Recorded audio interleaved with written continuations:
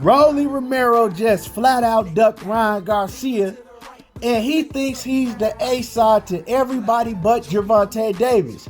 We're going to talk about that in this video, but before we do that, make sure that you hit my like button, subscribe to the channel, and let's cook. So this weekend, we finally got to see King Ryan Garcia return to the ring, and he fought Oscar De La Hoya's Canelo knockoff, Oscar Duarte. You know, Oscar Duarte, man, I never had heard of him before, never had seen him before, but everybody was saying that he was a big power puncher. Now, Ryan Garcia, he looked okay. You know, he looked okay, and he ended up getting a knockout. Now, he was in there with a guy that couldn't box. He was flat-footed, and all he was going to do is come forward and throw power shots to the body and the head. Now, let me say one thing about Oscar Duarte.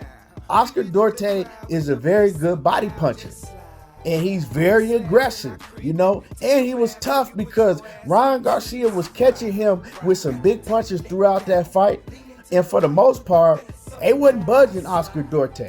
But Ryan Garcia, if you let him hit you enough and he catch you where you don't see it, he is going to put you to sleep. And Oscar Duarte, he found that out himself on Saturday night. As far as Ryan, he still has very novice defensive flaws. And what I mean by that, Ryan does things defensively that you're supposed to fix coming up as a kid. But Ryan has been doing these same things defensively for so long, it's hard to break these bad habits that he has. You know, one thing that everybody was always talking about with Ryan Garcia is how he has his chin up in the air and he drops his hands. Well, that wasn't the thing I was worried about, because I knew that they could fix that if they kept drilling that into him.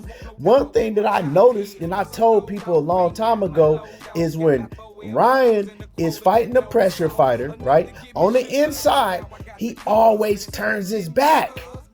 And that's something that little kids do when you first start training them to box.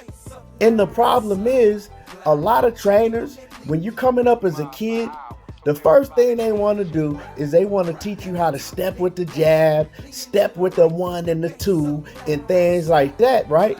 When they should be teaching you defense and footwork before they get to any of that offense. And we can see what Ryan Garcia focused on coming up as an amateur. It was all offense. He didn't really focus on no defense. You know, defense was secondary, and it's still showing to this day. So, you know, gonna take a long time for Ryan Garcia to completely break these habits and become a very good defensive fighter, because he do got quick reflexes on defense, but he's just defensively flawed. You know, it kind of reminds me of Wilder. Wilder's my favorite fighter, but Wilder is defensively flawed. And that's coming from when you first start boxing, they focusing on offense and power, combinations and things like that, instead of focusing on defense. But all in all, Ryan Garcia got the job done. I thought he was going to knock Oscar Duarte out, even though I didn't know who Oscar Duarte is.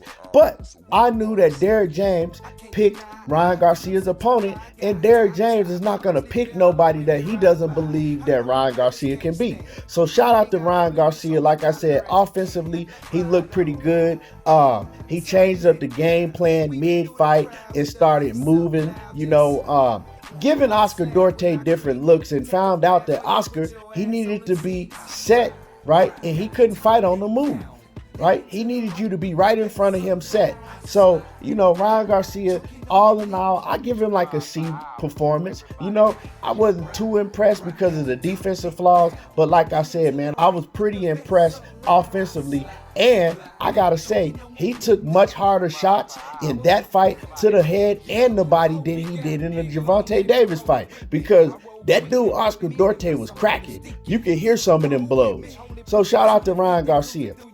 Now Ryan, he called out the weakest link at 140 that has a strap, and that's Rollie. Now I understand why he called out Rollie, because for one, he is the weakest link. And for two, Rollie is a big fight because Rollie can promote. You know, Rollie gonna run his mouth even though he not a good fighter and everybody in the division look at Rollie as a joke. But he can run his mouth. So that's a fight that would do big because boxing has now been taken over by the casual fan base. And I think that fight will sell a lot because the casuals, they're going to want to see that fight. When Rollie get to talking in the build up, when Ryan Garcia get to talking, everybody is going to be tuned in and want to watch that fight. And it's going to be an action-packed fight because you got two power punchers coming straight at each other, right?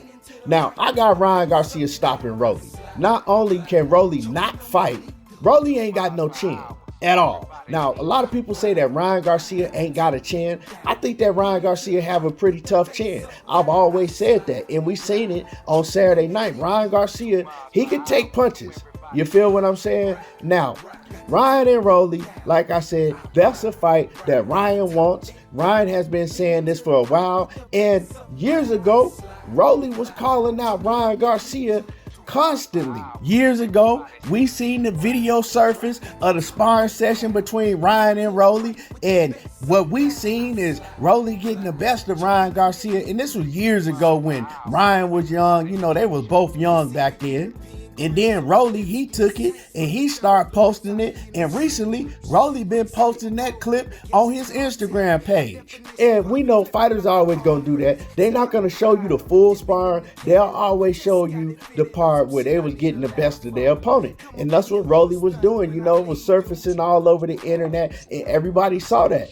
And for a long time, fans were on Ryan Garcia's helmet saying that he was ducking Rollie. Now, Ryan, he said he want all the smoke with Rollie. He said that's the fight that he want next, and he gonna take that strap from Rollie.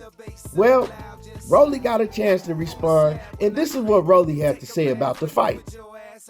Rollie says, I don't think he deserves it.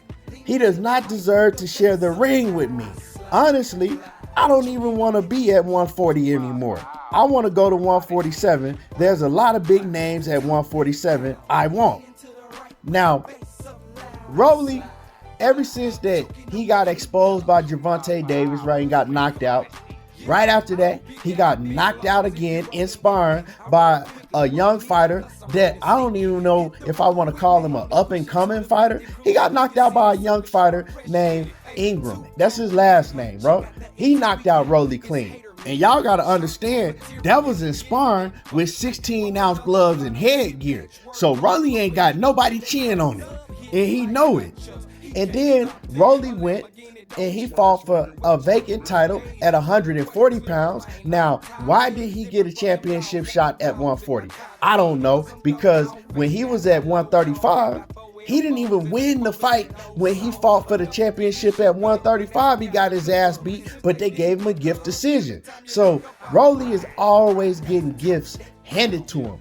He haven't earned nothing. He didn't earn a fight with Gervonta Davis. You know what I'm saying? He haven't earned anything. But he goes to 140 pounds. He get a title shot right away against a 60-year-old man, and he get dropped in that fight. And he gets beat up in that fight, and he ended up getting a fluke stoppage in that fight where the referee jumps in and stops the fight, when you can see that Barroso, the 60-year-old man, wasn't even hurt like that. They played the replay. Rollie wasn't even landing the punches on the 60-year-old man, and they stopped the fight to give Rollie a win because we know how boxing is, man. Boxing is a dirty business. Rollie is the A side, so they wanted Rollie to win that fight, but everybody saw Rollie get his ass beat, and Rollie admitted that that old man can crack, and he was afraid to get hit by that old man. But all in all, after that, Rollie had a mandatory opponent in O'Hara Davis. Rollie didn't want to fight O'Hara Davis, and everybody in the sport of boxing was picking O'Hara Davis to beat Rollie's ass, and then all of a sudden, right, Rollie, he comes up and says that he has mental illness. He don't want to fight. So he took some time, a long time out. Then they start pressing him to come back and defend that strap again. Then he comes up and says that he's injured. Rollie at this point, he don't have no confidence in himself, right? He was talking all that shit about Ryan Garcia, and now all of a sudden he don't want to fight Ryan Garcia, right? He's talking about, oh, I want to move to 147. He been calling out guys like Errol Spence and Terrence Crawford, just trolling, because he don't want to get in the ring with them either at 147 pounds. Rollie don't have no confidence in himself. Rollie has also been saying just outrageous, outlandish shit like he's the A-side to everybody but Gervonta Davis. He thinks he's the A-side to Ryan Garcia. And so, man, Rollie is just delusional. Nobody in the sport really take Rollie serious, but one thing that they look at Rollie is they look at him and say that he can sell a fight, right? We know that Gervonta Davis's second highest numbers, right, when he did a pay-per-view was with Rollie, because Rollie knows how to sell. So people look at Rollie as a fight that could be a big fight because he could sell, and they don't look at him serious as being a fighter that poses any type of threat in the ring. If Rollie can't hit you with a square shot and knock you out, he don't have no chance of beating nobody in the ring, outboxing them. And I mean these top level guys. Yeah, he'll beat somebody ass like Adrian Broner, but he ain't beating none of these top names at 140, and he damn sure ain't beating no top names at 147. So he's talking about he wants to fight at 147 now. Who you gonna go to 147 and fight? He says it's some big names. Errol Spence don't fight at 147. Although we know he was bluffing with that. Terrence Crawford ain't paying no attention to that clown.